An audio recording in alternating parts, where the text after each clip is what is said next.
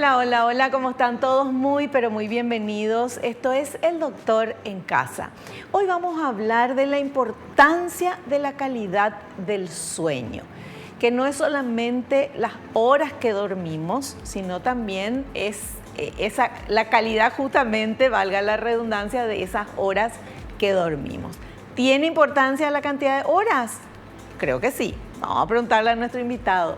Pero, ¿qué otras cosas son importantes para evaluar la calidad del sueño o para tener un sueño de calidad? De eso vamos a hablar en el programa de hoy. Señor director, si ponemos la placa, por favor, que hemos preparado, que dice que el 60% de los trastornos psiquiátricos inciden en la aparición de problemas del sueño o dificultades para dormir. La depresión y la ansiedad son los que más generan trastornos de sueño en niños, jóvenes y adultos. Es importante respetar los horarios de sueño, no automedicarse y acudir a un especialista, ya que la calidad de vida puede verse cada vez más afectada cuanto más tarde en recibir el tratamiento adecuado. Este es el tema que vamos a hablar hoy y para eso invitamos a un profesional médico psiquiatra. Él es presidente de la Sociedad Paraguaya de Psiquiatría, es psiquiatra del Poder Judicial y del Centro Nacional de Adicciones. Les estoy presentando al doctor Marcos Capurro. Doctor, bienvenido al programa, ¿cómo estás? Un gusto estar acá en tu programa. Para mí es realmente un lujo compartir este espacio contigo y aprovecho para agradecerte y felicitarte por los espacios que vos habitualmente generás y sobre todo en temas de salud mental que están muy dejados de lado y que ahora afortunadamente están teniendo más espacio. Sí, sí. Gracias a Dios se habla más del tema. Bueno, gracias a Dios, pero a lo mejor es porque se ve más cantidad de casos, ¿verdad? De ansiedad, de depresión, o se visualizó más durante la pandemia o pospandemia, o qué pasó, doctor, porque antes no se hablaba tanto de eso. Totalmente de acuerdo. Yo creo que la pandemia fue una gran desgracia para el mundo y en particular para el Paraguay, pero desde el punto de vista de la salud mental fue crucial para nosotros los profesionales porque visibilizó mucho. Es como que empezaban a salir debajo de la alfombra problemas que tenían que ver con el insomnio, problemas que tenían que ver con la depresión, la ansiedad, violencia intrafamiliar, y eso hizo que nuestra especialidad y los problemas que nosotros tenemos las ganas por lo menos de ayudar a solucionar salgan a la luz, ¿verdad? Y son problemas que siempre estuvieron. En realidad es cierto que hay un aumento de casos, pero esos casos siempre existieron. Lo que hay es, como vos decís, una visibilidad mayor y se le está dando de a poco una mayor importancia a eso. Y eso tiene que ver también porque estamos de a muy poquitito rompiendo con el estigma de que tener un trastorno mental o un problema de salud mental tiene que ver con la debilidad o con que uno no tiene ganas de sobresalir. Sí. Y que buscar ayuda es recontra útil, ¿verdad? Y que no significa que vos te vayas al psicólogo o al psiquiatra porque estés loco, sino que sencillamente estás con un poco de ansiedad, un poco de depresión, o sencillamente como lo que vamos a abordar hoy, que es un problema para dormir, ¿verdad? Claro. Y hablando de eso, del tabú, porque antes era tabú hasta ir al psicólogo. Ahora es como, mi percepción es como que, bueno, el psicólogo ya está aceptado. Hay como una aceptación mayor a ir al psicólogo. A veces es como una tendencia y hasta está de moda ir al psicólogo, sí, ¿verdad? Sobre todo en países de la región está como muy aceptado, sí, sí. Y es de...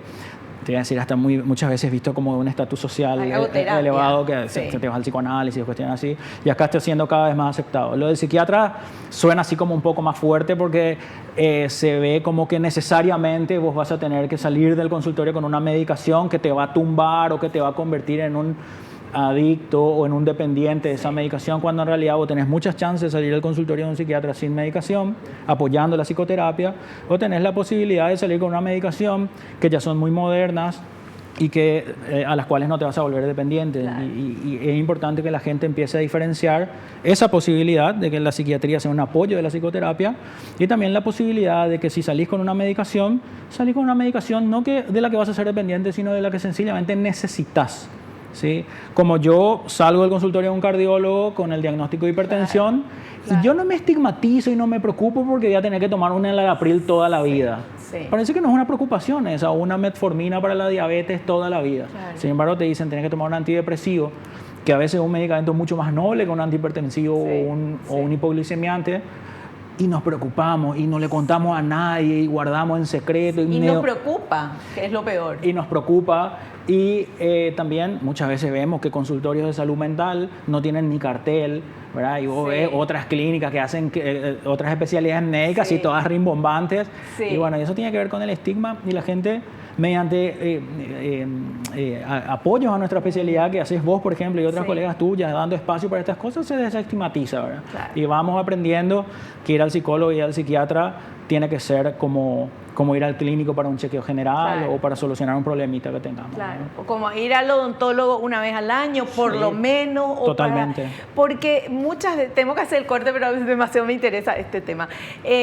Lo que pasa es que muchas veces uno no sabe que puede encontrar ayuda ahí, porque cree que es, no sé, no me siento bien, no tengo ganas, es nomás luego así. Y no es nomás luego así, doctor. No es así. O sea, el ser humano, creo yo, tiene que tener toda su capacidad y tiene que estar feliz y bien y con ganas de hacer cosas. Es como que, imagínate, es como que vos le digas a un hipertenso, che, concéntrate, hace fuerza para que tu presión baje, ¿verdad? No funciona así. Estás frente a una enfermedad que requiere de un tratamiento, ¿verdad? Y existen tratamientos muy modernos, muy eficaces, que te sacan de la depresión en un periodo aproximado de 3 a 4 semanas, estirando mucho ya, ¿verdad? Si vos apretás el acelerador y haces bien los protocolos, vos puedes salir antes. En una semana puedes empezar a sentirte bien, dependiendo de la severidad, por supuesto. Sí. Pero estamos hablando de lo habitual de los casos, que son depresiones leves a moderadas, ¿verdad? Claro. Bueno, esto es nada más que para charlar por primera vez con nuestro invitado acá en el programa. El tema de hoy es la importancia en la calidad del sueño, que tiene mucho que ver con la salud mental, obviamente. Y de eso vamos a hablar a la vuelta del corte.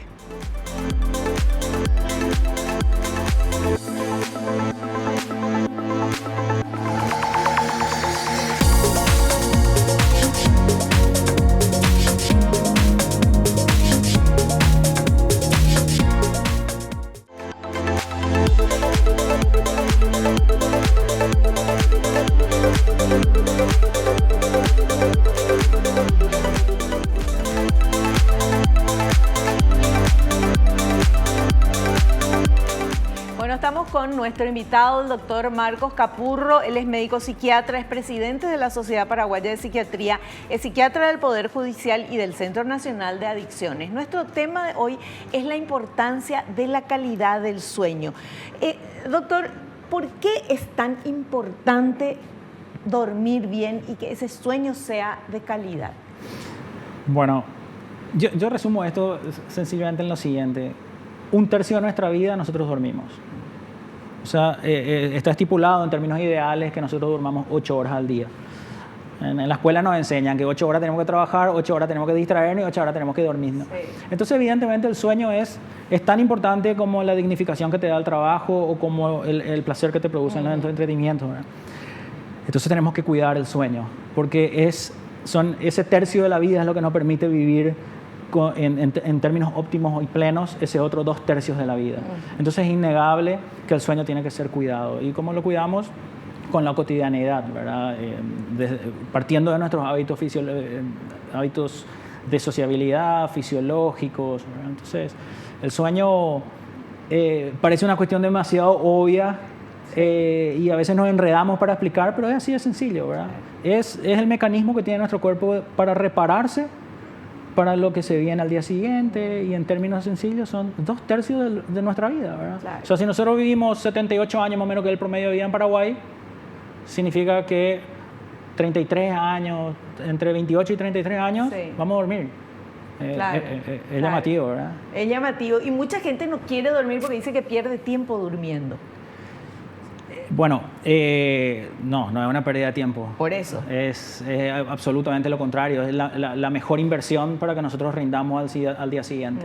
Eso es indiscutible. Y durante el sueño se regenera todo el cuerpo, ¿verdad? Sí, fundamentalmente el sistema nervioso central, que es como el motorcito de todo nuestro cuerpo, regenera neurotransmisores que son al final los ejecutores o de todos los... Desde los pensamientos que desarrollamos, ¿verdad?, hasta las conductas que ejecutamos, ¿verdad?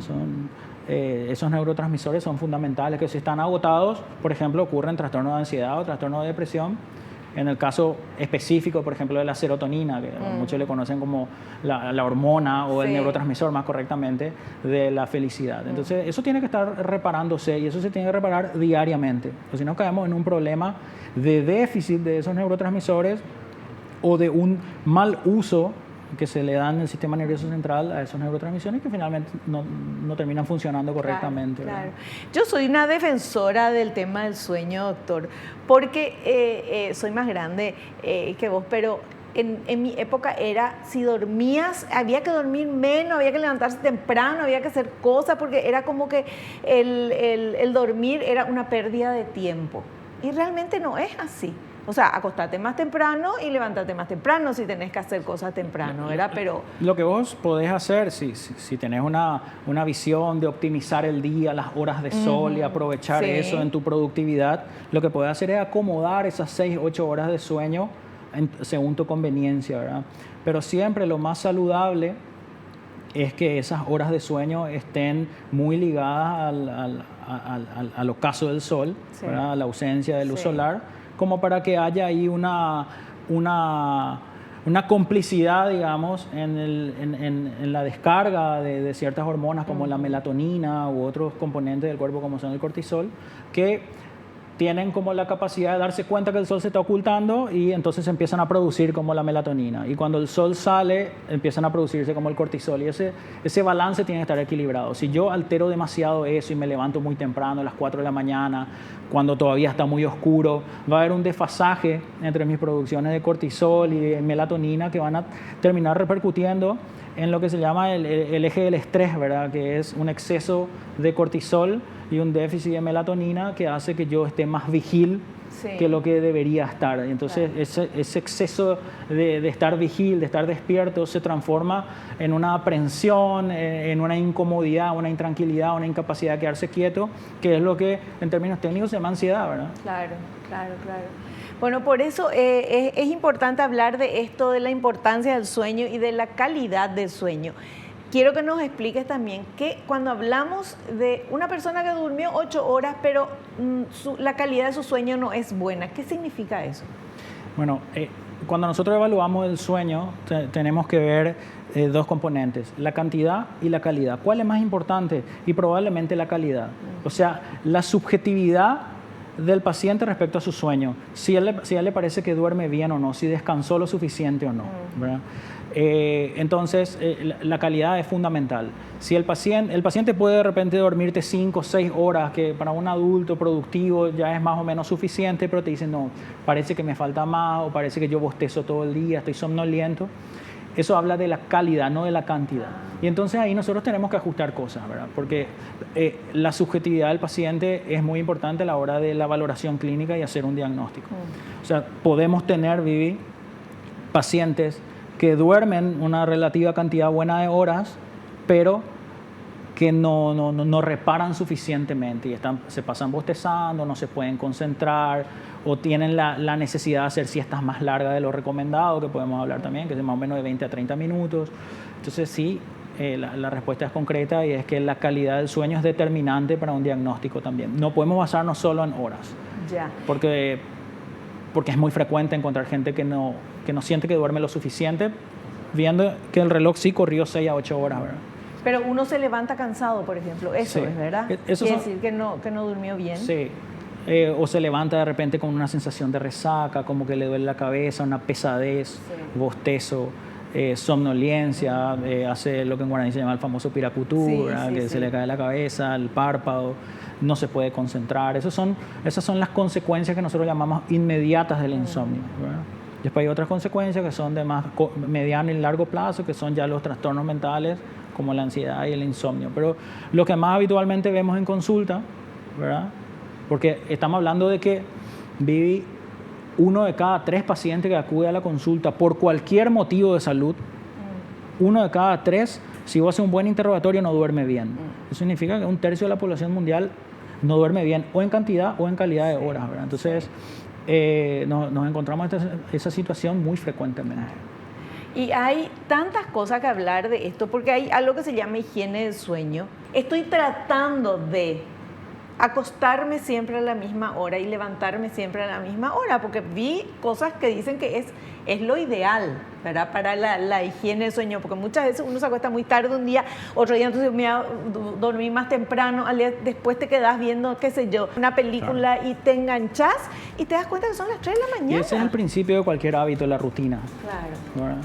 O sea, es como que yo me quiero ir al gimnasio. Si yo no tengo hora y me voy un día a las 3 y otro día a las 5, es muy difícil que me enganche. Sin embargo, si yo organizo mi agenda para irme al gimnasio siempre a las 6 de la tarde, se habla más o menos que entre 60 y 90 días vos generas un hábito. Y si vos haces eso con tu sueño, vas a poder ir generando. Y ahí, si necesitas alguna ayuda, se le da un plus químico, ¿verdad? Pero habitualmente la higiene de sueño suele ser bastante útil para corregir problemas de insomnio, ¿verdad? Sobre todo aquellos que no están ligados todavía a un trastorno mental como la depresión o la ansiedad. Ya, perfecto. Doc, vamos a hacer un cortecito. Volvemos enseguida.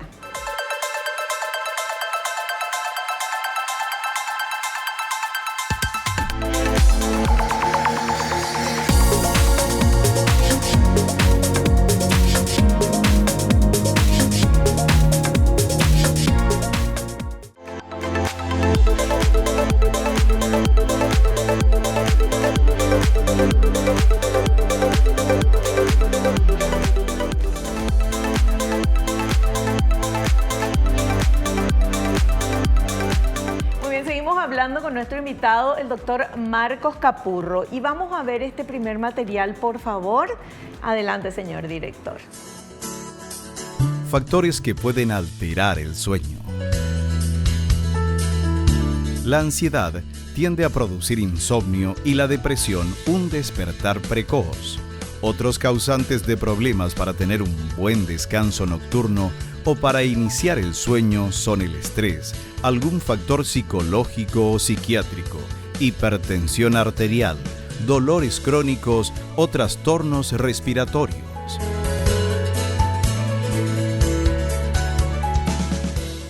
Bueno, esas son las causas los factores, sí. Definitivamente. El orden me parece bastante adecuado. Yo pondría el estrés como primer factor, porque el estrés pues, es un punto intermedio. El estrés es fisiológico, por ende es hasta cierto punto saludable. El estrés se da cuando la vida a nosotros nos demanda más de lo que estamos acostumbrados. Entonces eso nos pone más vigil, más aprensivos y llegamos a la noche como más excitados y nos cuesta dormir. Saliendo del estrés, las principales causas de insomnio son definitivamente la ansiedad, ¿verdad? Junto con la depresión o por separado. Y está muy bien dicho ahí que el problema del insomnio puede ser un defecto en la conciliación del sueño o un defecto en el mantenimiento del sueño, ¿verdad? Y después eso, generalmente si dejamos avanzar, se hace lo que se llama un insomnio global, que te cuesta conciliar, te cuesta mantener y entonces realmente terminas el famoso no dormí nada, doctor, que te dicen que con la ojera hasta acá. Y la ansiedad definitivamente está asociada mayoritariamente con el problema para conciliar el sueño. ¿Por qué? Porque nosotros estamos pensando en mil cosas. Que cómo vamos a solucionar mañana esto en el trabajo, que quién le va a llevar a nuestro hijo al colegio, qué va a pasar cuando vamos a arreglar la gotera del techo. Tenemos mil pensamientos que habitualmente una persona que lidia bien con su ansiedad y que cuida con hábitos saludables, su salud mental, llega a la noche ya sin pensar eso, sabiendo que no es el momento de resolver. Entonces uno se distrae en la conciliación y no logra conciliar. Y en la depresión lo que pasa habitualmente es que cuesta mantener. Hay despertares precoces y generalmente son despertares con angustia, ¿verdad? Donde la pena, la tristeza, la anedonia, que es la dificultad para sentir placer, se hacen como muy fuertes, ¿verdad? En la depresión pues es muy habitual que estos síntomas, si bien son diarios y de todo el día se describen, aparezcan más en horas vespertinas, ¿verdad? O sea, en la tarde y en la noche. Entonces eso concilia el sueño del paciente, pero después termina como despertándose antes y ya le cuesta reconciliar. Después un factor muy importante que incide en los problemas de sueño es la apnea del sueño, ¿verdad? Que es un problema bastante frecuente, mucho más del que nosotros pensamos muchas veces. A veces se habla de porcentaje entre 35 hasta 45% de la población de que tiene despertares por obstrucciones en las vías aéreas, ¿verdad? La mayor causa de eso suele ser la obesidad, y es que la faringe o otras partes de la vía respiratoria mecánicamente se colapsan, ya sea por factores externos como la obesidad, y hace que yo no pueda meter suficiente oxígeno. Mi cerebro detecta la hipoxia, o sea, la falta de oxígeno, y tengo un despertar de auxilio, digamos, como para que yo cambie de posición, ya despierto, y pueda meter aire y corregir eso. Entonces, y a veces son micro despertares que no percibimos, pero son mucho más frecuentes de lo que conocemos. Pero sin duda alguna, las causas principales de insomnio, Vivi, son estrés, ansiedad y depresión, ¿verdad? Eso es. ¿Y qué le decís vos a un paciente que se va y dice, Dios mío, doctor, tengo sueño todo el día, pero llega la noche y ahí se despierta mi cerebro y estoy maquinando cómo voy a pagar esto, si tal cosa, no sé qué, si tengo que hacer esto, mil cosas, parece que no se puede apagar el cerebro? Y ahí primero tenemos que ver, hacer una anamnesis y preguntarle si está durmiendo en otro momento del día, que es muy frecuente. Hacer siestas frecuentes y mayores al tiempo recomendado. Eso es algo que vamos a encontrar habitualmente. Sí, termino algo en el trabajo y me pego una siestita de 30, 40 minutos, después repito al llegar a casa, después una a las 5 de la tarde. Entonces, lo primero lo que tenés que decir al paciente ahí es, ¿sabes qué? Aguantame, abrite así el ojo, inventate actividades y arrastra todo el sueño que tengas para la noche. Y esa es una colaboración importante para dormir. Después tenemos que también ver si es que no está tomando mate, tereré, café, chocolate mismo u otros estimulantes en horas de la tarde. A veces lo que tomamos en la mañana también nos afecta. Entonces, hay muchos factores que no tienen que ver netamente con la ansiedad que pueden influir. Tiene que ver con la higiene del sueño que estábamos hablando recientemente. Y cuando hay ansiedad, cuando vemos que todo eso estaba bien, lo que preguntamos, y hay esa ansiedad, ahí ya es momento de tomar 2 determinaciones terapéuticas. O hacer cuestiones que tienen que ver con una terapia conductual, cognitiva conductual, de corregir pensamientos distorsionados. Hay muchas veces que nosotros pensamos cosas más grandes de lo que son, o generalizamos, pensamos que porque un punto está mal en nuestra vida, toda nuestra vida ya está mal. Entonces, son correcciones cognitivas, correcciones de pensamiento que tenemos que ir corrigiendo terapéuticamente, y eso va a ir de alguna manera progresiva y a veces más rápido que lento, corrigiendo nuestra conducta, que finalmente es lo que a nosotros nos dispara la ansiedad, ¿verdad? Ese pensamiento y esa conducta asociada, que es de repente darme muchas vueltas en la cama, buscar algo, revisar el teléfono. O sea, tengo que modificar esas conductas.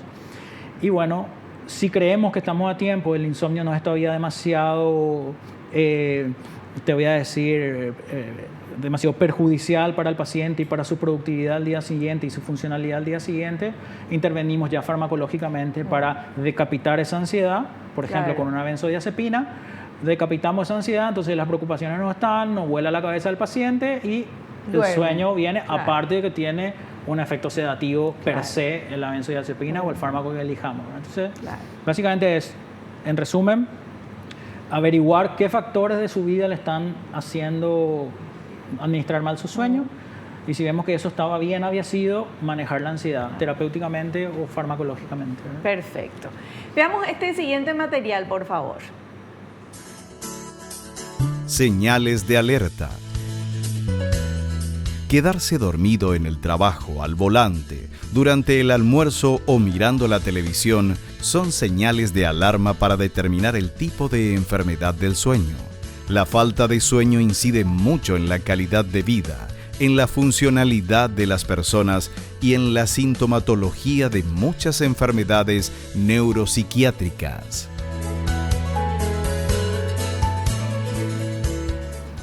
Sí, definitivamente es así. El mayor signo de alarma de insomnio es el cansancio.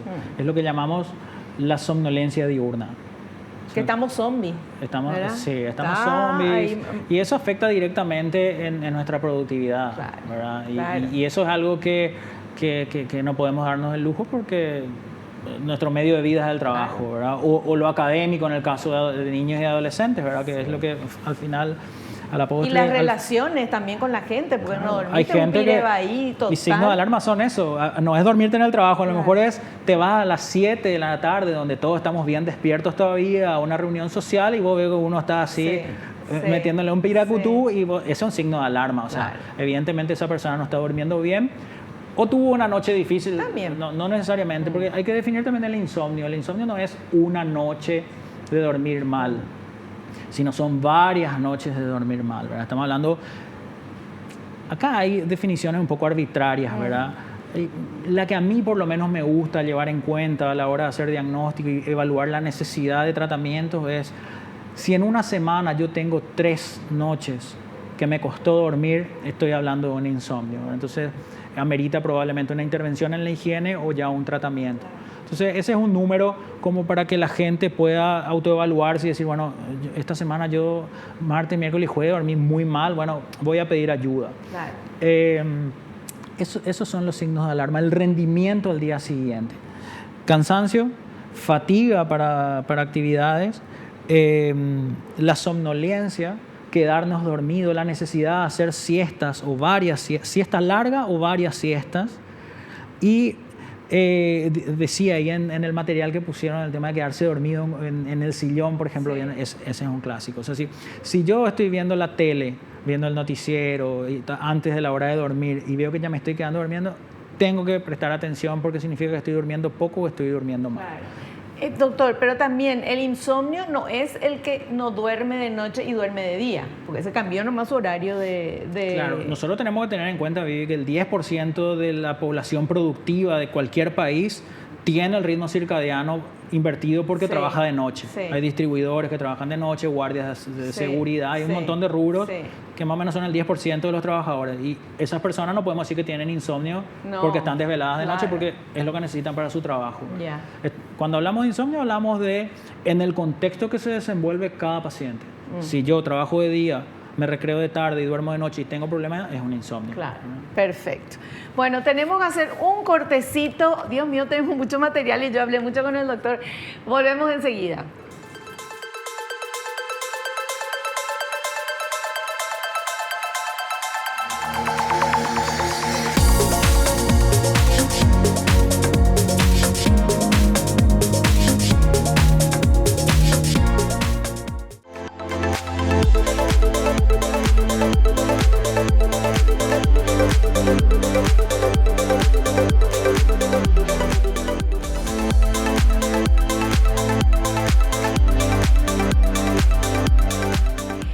¿Podemos ver este siguiente material, por favor, que habla de un tema muy actual?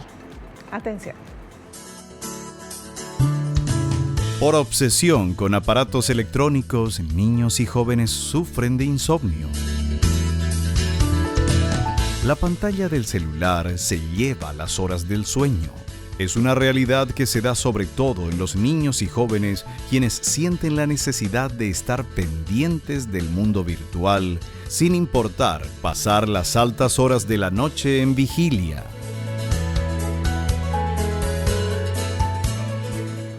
Yo le agregaría no solo jóvenes, niños y jóvenes. Te iba a decir lo mismo, o sea, todos tenemos, no hay edad en la que no haya penetrado la tecnología sí. y esa impulsividad que tenemos por la inmediatez que nos da la tecnología, ¿verdad? Estar todo el tiempo informados. Una adicción. Antes estábamos acostumbrados, qué sé yo, a esperar el capítulo de nuestra novela sí. a mañana y hoy no, hoy tenemos todo. Entonces sí. cuesta mucho controlar ese impulso. Sí. El drama de las pantallas es el tipo de luz que emiten. Hay dispositivos que ya tienen un filtro para sí. luz azul y para luz verde, que son... la luz solar pues tiene 7 colores. Sí. Al pasar por un prisma eso se divide sí. y podemos descubrir que en realidad la luz blanca del sol tiene 7 colores. Y entre esos 7 colores el azul es como el más estimulante y el que detecta la retina de nuestros ojos y sabe que estamos de día y que es el momento más propicio para alimentarnos, para salir a cazar, para recolectar. Ya te hablo de sí, la época sí. del Paleolítico y esas cosas, ¿verdad? Hoy por hoy esa productividad son otras cosas, el trabajo, la sí. sociabilidad y eso. Pero leemos la luz azul como, bueno, ahora es el momento de estar despiertos. Claro. Y cuando nosotros nos ponemos una pantalla cada 20 a 30 centímetros de nuestro ojo que emite luz azul o ponerle que le ponemos el filtro, igual emite los otros 6 colores, nuestro cerebro se confunde. Y en el momento de tener que producir melatonina, nuestra hipófisis, que es la que produce la melatonina, se queda ahí tranquilita y no produce día, nada porque lee que es de día y que nosotros estamos vigiles. Entonces se genera un problema muy, muy importante y el cortisol se mantiene elevado pensando que es de día. Los dispositivos luego tenemos que olvidarnos en menores de 2 años, ¿verdad? Eso, primero porque genera un acostumbramiento. Si a nosotros los grandes nos generó el acostumbramiento, te imaginas que nacen y ya le ponen. Totalmente, eso es un error, y después ir gradualmente en escolares, como mucho 1 o 2 horas al día, incluyendo ya lo que tiene que ver con lo académico y lo didáctico. A la noche, pasado a las 8, las 9 de la noche, el teléfono en silencio, con el brillo en el mínimo, dado vuelta en la mesita de noche. Esa es la recomendación. Yo sé que es difícil, algunos estiran hasta las 10, hasta las 11, otros no pueden, pero los dispositivos, no hay que tener tele en la pieza. Esa es una recomendación muy útil, yo creo, que para los que están viendo el programa. La tele tiene que estar en la sala, en el comedor tampoco, que son momentos de sociabilidad. O sea, son recomendaciones que cada familia va a tomar las decisiones, por supuesto, pero la recomendación médica es que en el dormitorio no tengamos tele. Recomendación médica. Y las teles cada vez son más grandes, y es como que vos tengas un cine en tu pieza, y ¿cómo vas a dormir así? No tiene sentido, ¿verdad? Tu cuerpo va a pensar que es de día, tu melatonina va a estar por el suelo, y vas a terminar con un insomnio crónico, ¿verdad? O sea que puede ser causa de insomnio esa adicción que tenemos a las pantallas. Sí, exactamente. Y te menciono más una estadística que dije que iba a traer, que 10% de 30% de la población tiene un insomnio casual, ¿verdad? Y 10% de la población total, ¿verdad?, tiene un insomnio crónico, que es meses y años de no dormir bien, ¿verdad? Y doctor, la gente que tiene insomnio y que dice, bueno, ya me acostumbré, ya mi cuerpo se acostumbró, duermo, algunas noches no duermo, después al día siguiente duermo 3 horas, después otro día duermo, o sea, pero ya está así. Supuestamente no le hace mal, ¿verdad que le hace mal lo mismo? Le hace mal. En algún punto de su vida eso está repercutiendo. En algo no está funcionando completamente, y eso, con una buena anamnesis, con una buena evaluación, se puede descubrir, o sencillamente no quiere descubrir nomás el paciente en una negación. Claro. Ahí está la línea gris entre lo que es el estrés y un trastorno mental. El estrés, pues, es útil. Es como que yo tenga exámenes finales y dejé todo para última hora. Dios mío, ya me pongo nerviosa solo pensar. Empiezo a estudiar la primera materia, no duermo nada, mi cerebro está súper atento, la información me entra y parece que lo que antes yo no aprendía, aprendo rapidísimo ahora, y es porque mi cerebro está funcionando de una manera muy óptima gracias al estrés. Me voy, rindo, saco un 5. Después tengo un examen dentro de 2 días otra vez y hago lo mismo. Y perpetúo mi conducta. En determinado momento yo voy a empezar a declinar. Me voy a empezar a aplazar. Y si no me empiezo a aplazar, me va a empezar a salir un fuego en la boca. Me voy a engripar con facilidad. Voy a bajar de peso. Voy a aumentar mucho de peso porque estoy canalizando mi estrés en otras conductas, ¿verdad? Entonces, tarde o temprano, esa persona que está habituada a dormir poco le va a patear en algún sector de su vida, y lo más probable es que desarrolle algún trastorno como la ansiedad y la depresión. O sea, si yo no estoy durmiendo bien, me tiene que llamar la atención, aunque me parezca que lo estoy llevando bien. Claro, aunque... Necesito dormir en promedio entre 5 a 8 horas y que sea de calidad, que al día siguiente yo esté bien. Perfecto. Bueno, tenemos otro material, veamos por favor.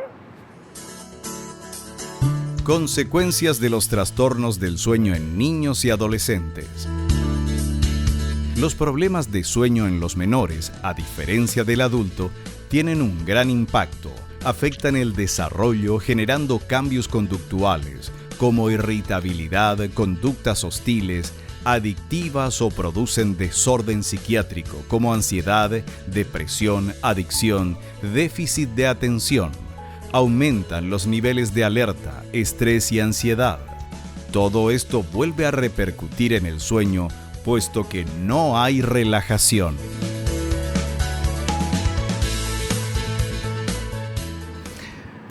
Esto, Vivi, tiene que ver con que las necesidades de sueño son inversamente proporcionales a la edad que tenemos. O sea, cuanto más bebés somos, más sueño necesitamos.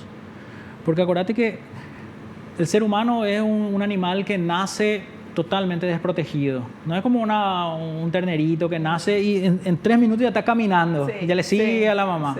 No, nosotros tenemos un desarrollo neuronal muy flojo cuando nacemos, y para que para que se continúe desarrollando fuera del vientre materno, necesitamos sueño, para que esos neurotransmisores se multipliquen y se vayan renovando.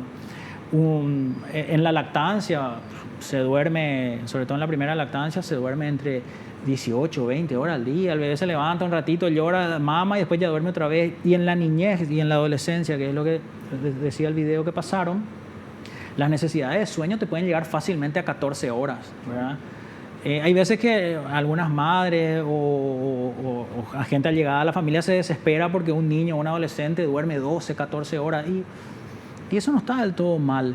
Es porque siente esa necesidad. Claro. No hay niño o adolescente que prefiera dormir que estar macaneando. Eso no existe. No. Por eso se hablaba en nuestra cultura antes del Yacit Yateré, había que inventar cosas para que las criaturas duerman. Y es porque su motivación primaria es divertirse y no dormir. Pero si está durmiendo es porque necesita, ¿verdad? Entonces, por eso es demasiado importante cuidar el sueño de nuestros niños y adolescentes. Es importante lo que decís, doctor, porque eso es a lo que por más que se sabe, muchas veces los padres decimos, Dios mío, ¿cuánto duerme? Es un dormilón, no sé qué, pero es un adolescente hay que dejarle. Necesita dormir. Mientras funcione bien en el colegio y esté al día con sus tareas y...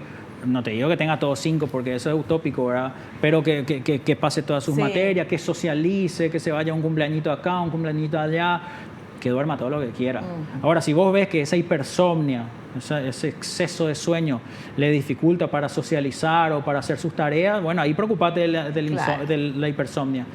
Pero si está funcionando bien, es netamente porque necesita. Y es crucial cuidar eso, porque, así como decía el material, detrás de eso vienen los trastornos que tienen que ver con la hiperactividad. Los niños también tienen ansiedad, también pueden deprimirse. Sí. Y no es lo mismo deprimirte o tener ansiedad a los 25 años que tener a los 12, a los 8 o a los 16. Eso neurocognitivamente te marca y te resta lo que nosotros llamamos la reserva cognitiva, que es el conjunto de habilidades cognitivas con lo que nosotros llegamos a los 65, a los 70 años, para no empezar a tener un deterioro ya en esas capacidades de atención, concentración, memoria, que tienen que ver ya con procesos demenciales, ¿verdad? ¿Cómo? Más o menos patológicos, ¿verdad? Claro, pero por eso me gusta este tema que tocaste. ¿Por qué hay diferencia en eso, si es a los 6, a los 12, a los 16 o a los 20 y tantos años? ¿Y por qué no es lo mismo? No es lo mismo darle un golpe, digamos, a las neuronas como una ansiedad o una depresión, y ni hay que hablar de psicosis, ¿verdad? Un golpe a neuronas que están todavía desarrollándose, que darle un golpe, yo estoy hablando en términos explicativos nomás, darle un golpe a esas neuronas ya a los 25 años, donde las neuronas ya están maduras, y ya están acostumbradas a un rendimiento que les va a ser fácil recuperar. Entiendo. O sea, las neuronas de un niño y de un adolescente están en pleno desarrollo. Y cuanto más yo le golpeo con estrés, con maltrato, ¿verdad? Esas neuronas pierden la capacidad de seguir desarrollándose o de llegar al potencial que hubiesen llegado sin esos estímulos negativos, ¿verdad? Y uno de esos estímulos negativos es la falta de sueño, el insomnio y sus consecuencias. Ya, perfecto. Bueno, hacemos un pequeño corte. A la vuelta continuamos charlando con nuestro invitado.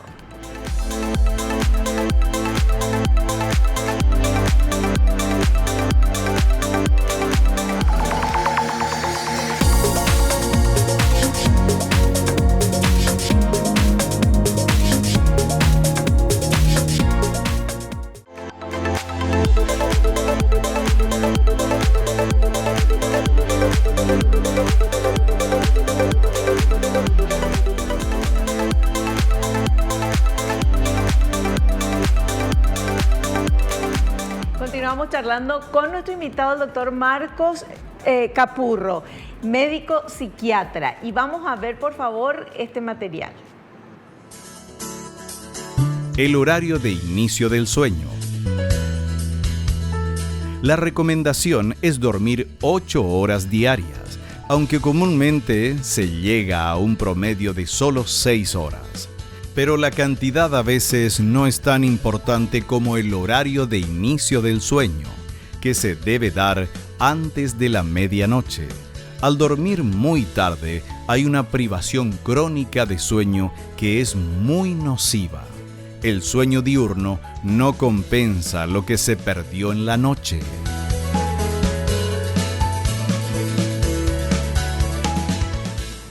Eso es cierto, doctor. El tema de dormir de día no es lo mismo que dormir de noche. No es lo mismo.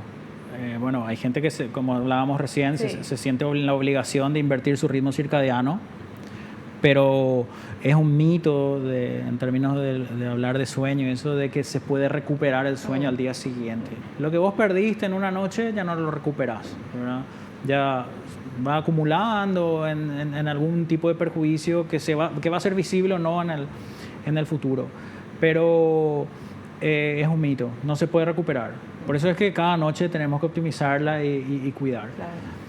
En cuanto a lo que decía el horario de sueños, es crucial. O sea, nosotros tenemos que meter nuestras 6 a 8 horas de sueño entre las 8 de la noche y las 8 de la mañana. En esas 12 horas nosotros tenemos para jugar.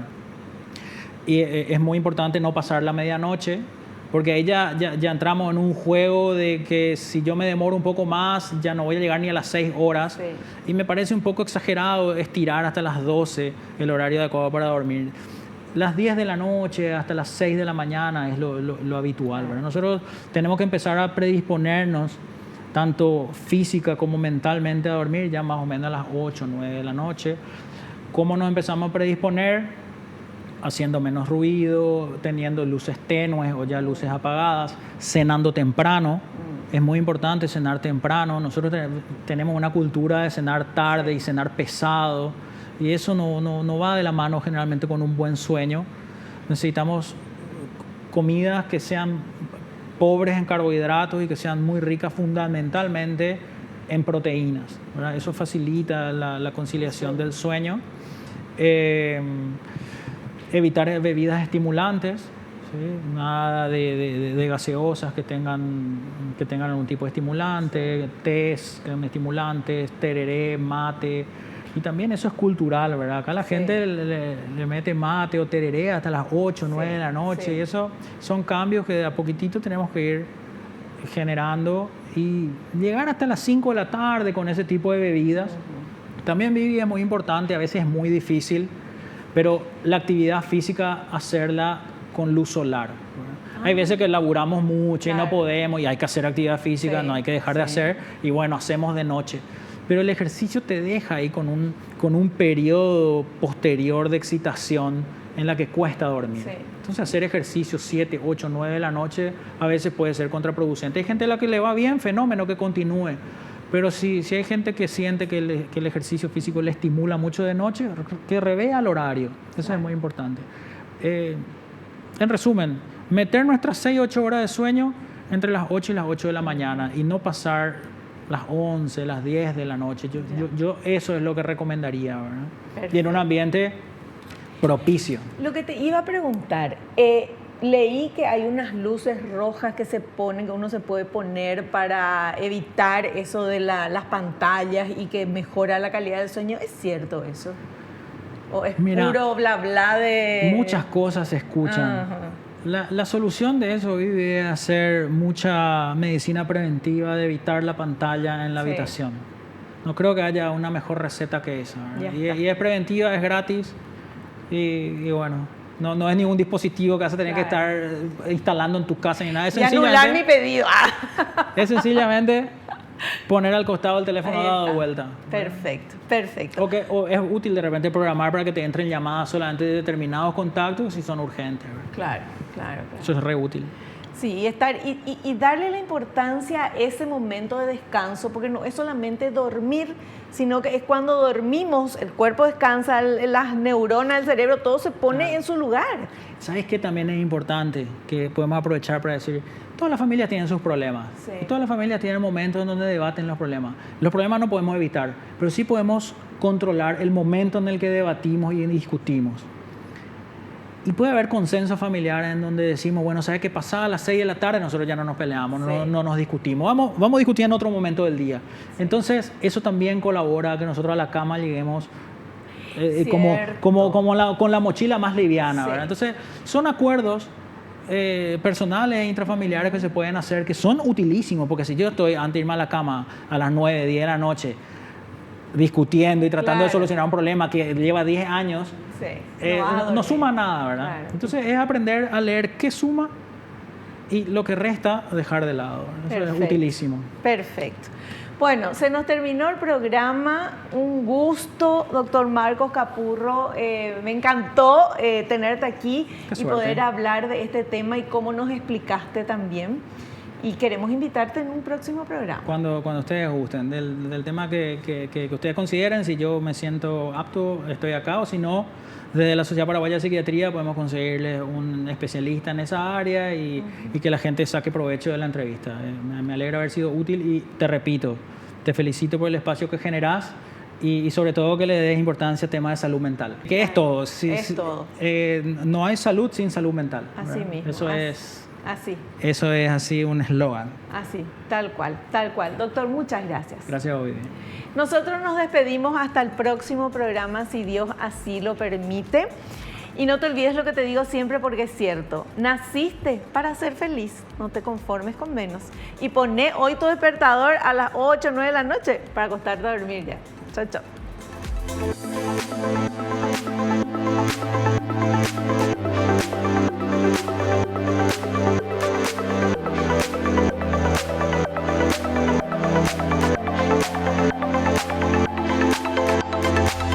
La revista El Doctor en Casa presentó su programa El Doctor en Casa TV.